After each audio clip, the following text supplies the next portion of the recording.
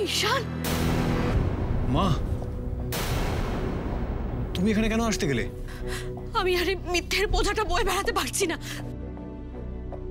তুমি অফিস থেকে টাকা পাঠানোর ব্যবস্থা করো। মা তুমি কি বলছো এটা ভেবে বলো। আমরা এটা করতে পারি না, এটা অন্যায় হবে। আর উনি যেটা করছেন সেটা ঠিক, তুই সেটা মেনে নিচ্ছিস। আমার ছেলেকে অ্যাটেম্পট টু মার্ডার কেসে ফাঁসাবে, আর সেটা ঠিক। সত্যি করে বল, সবটাই তোর শাশুড়ি কর, তাই না? টাকা আমাদেরও আছে ঈশান, এতটাই আছে যে ওনাকে আমরা বারবার কিনে নিতে পারি। এত বড় সাহস উনি আমার ছেলেকে লকাপে ঢোকান।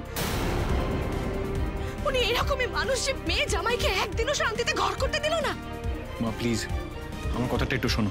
আমি কিচ্ছু শুনতে চাই না, যেভাবেই হোক তুমি ঈশানকে ছাড়ানোর ব্যবস্থা করো। মা প্লিজ তুমি শান্ত হও। বাবা মাকে বোঝাও না। কি বোঝাবো ঈশান?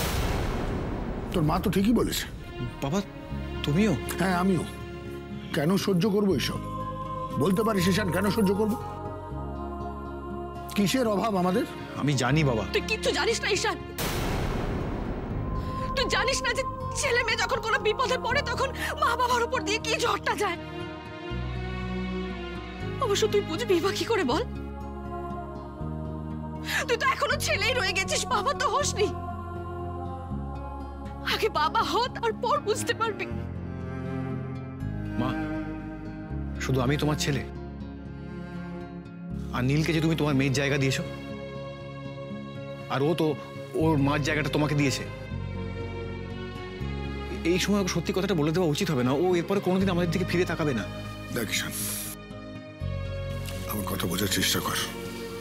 কেউ কিচ্ছু বুঝতে পারবে না, আমি সেভাবেই কাজটা করব। তোমার কি মাথা খারাপ হয়েছে? তুমি টাকা নিয়ে এলে ওই 10 লাখ টাকা কোত্থেকে এলো এই নিয়ে তোমাকে হাজারটা প্রশ্ন করবে পুলিশ। তারপর ওই টাকা চুরির দায় তোমাকে আমার সঙ্গে ভেতরে পাঠিয়ে দেবে। তখন সত্যিটা বলা ছাড়া আর কোনো রাস্তা বাকি থাকবে না। সত্যিটা বলতে হলে বলতে হবে ঈশান। নীল ইন্টেলিজেন্ট মেয়ে, ওকে বোঝালে ও ঠিক বুঝবে, আমি ওকে বোঝাবো।